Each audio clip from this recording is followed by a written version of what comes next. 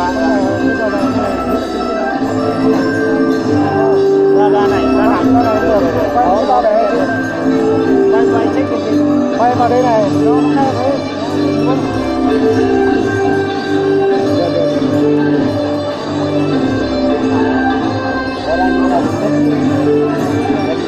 Tức là nó không nghe thấy, nó phải vừa làm vừa nghe, nó phải chọn tay nó nghe. Nếu mà mình quay về đó nó nghe thế nào là nó múa theo đúng nhạc luôn.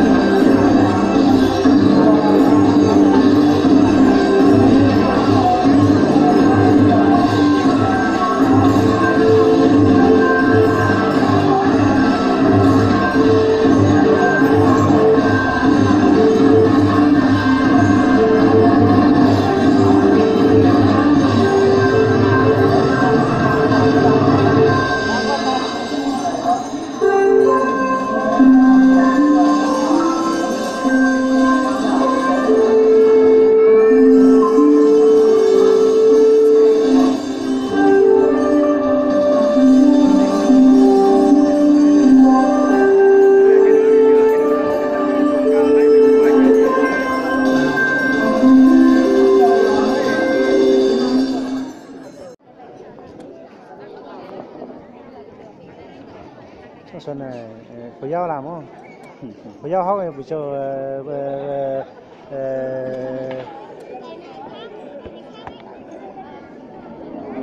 hóc từng lễ, hóc từng thành từng phần tổng thể. Sắc xuân mà sắc xuân phụ cái đáng hóc ở đây. Đang nói ở đó ở đây.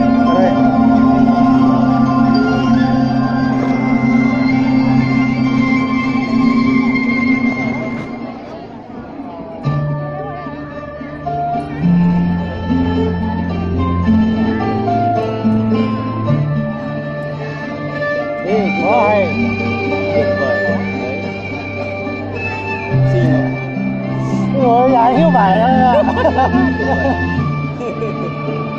có rủi bom có hồ xay có thì có tiết tú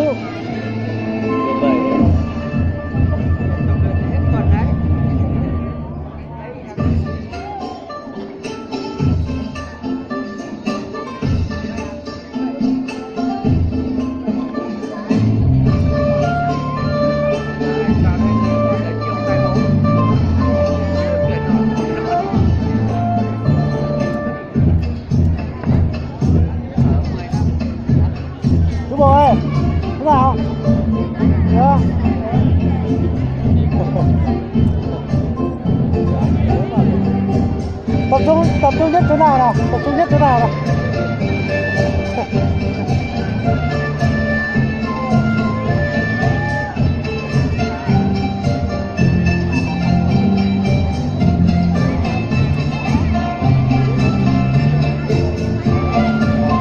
Cái này ra là biến là biến nhớ thấy gì nó không chia nó tôi cho thấy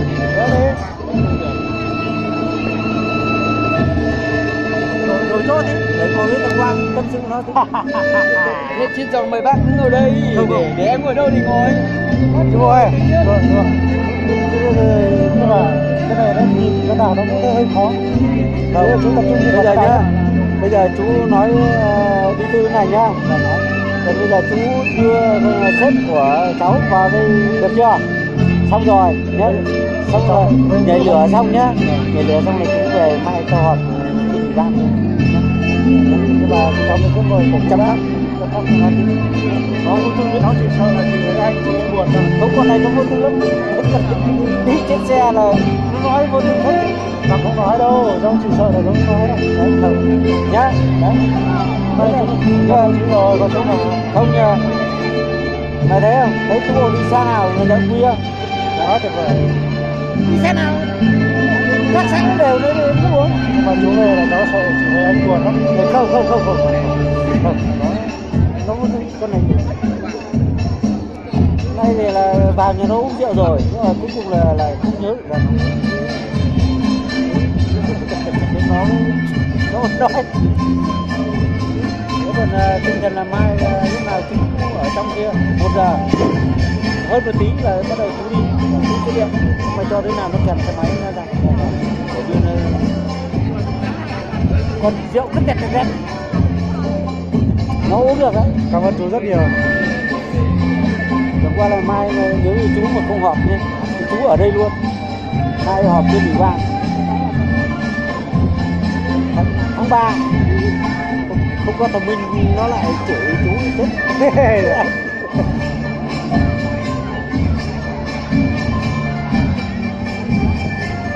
Hôm nay đi cùng xe mà chả mấy khi coi như em vào đây, em cứ ở đây, anh đưa vào tận nơi.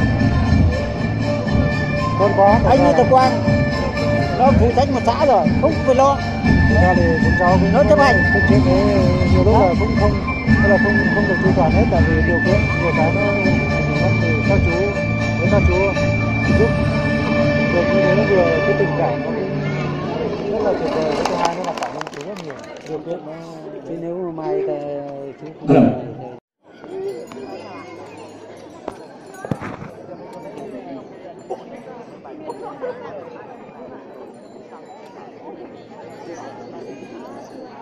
không phải đưa lên cái phải đẹp quá.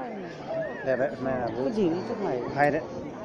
Nhưng mà Chả thấy trong ban chỉ đạo là có cả truyền hình nhưng mà sau khi là hay mải mê những cái việc khác. ngay đến ta đã chả thấy thằng truyền hình này.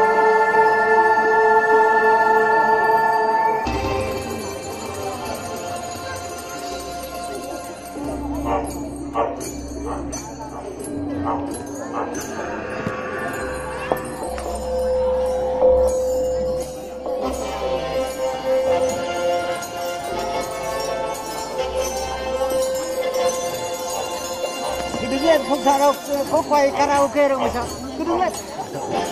Quay Canada đâu. Có quay Canada đâu mà sợ.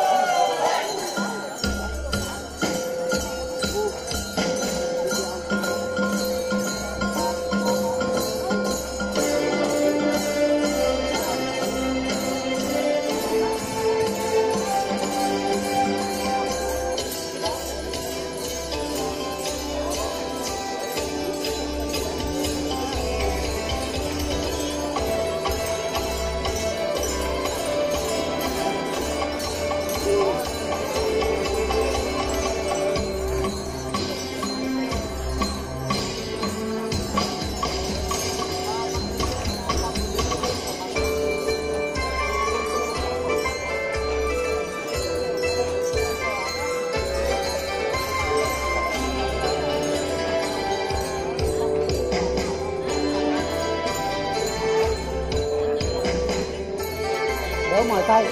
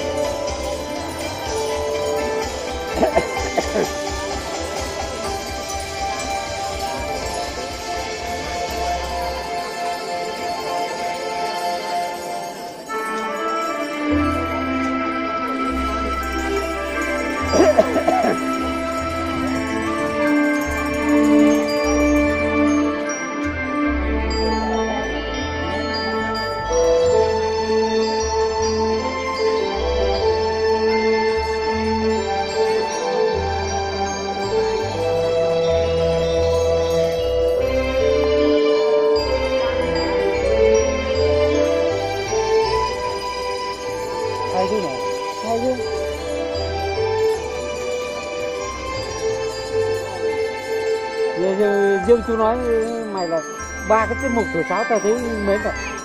Riêng tao thích sáo lắm. Không ngờ mày giúp thằng cháu được. Mỗi gì có mắt kiểu vui Được thôi. rồi, được đấy. Tao thích nghe sáo mèo lắm.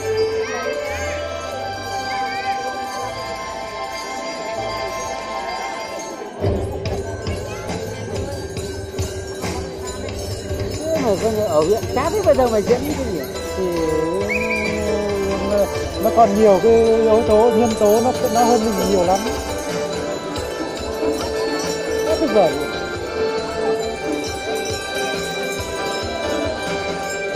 Đấy chú không ngờ mày đấy. Còn hai thầy trò ấy thì tao phục rồi.